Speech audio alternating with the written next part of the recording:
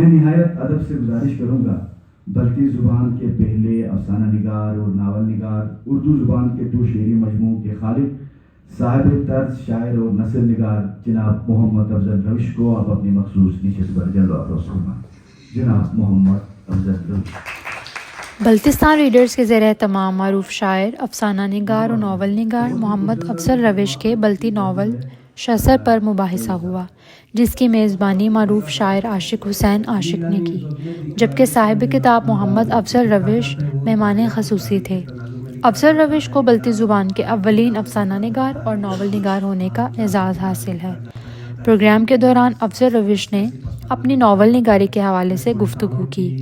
انہوں نے بلتی زبان کو درپیش مسائل پر بھی اظہار خیال کیا۔ تقریباً ہر موضوع کو میں نے تاریخی ٹچ دیا ہے۔ افضل روش نے اپنے ناول کے بعض حصے پڑھ کر سنائے اور سامعین سے داد و تحسین حاصل کی۔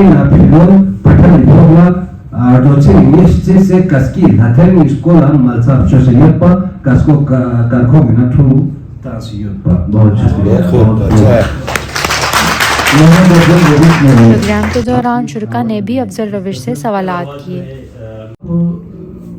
بہت متاثر ہوں، آپ کی شاعری سے متاثر ہوں، اور لیکن انقلاب کے دوران کیا ہماری طرف سے بھی ظلم کی کوئی ایسی داستان ہے جس کا ذکر آپ نے کتاب میں کیا؟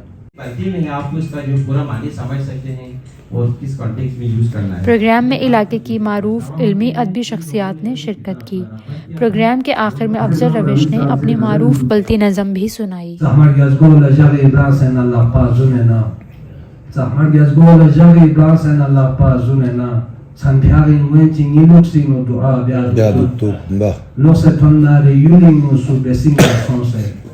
Lo se tornare Yuling su designazione, i ligi otto non sa se era ferro tu.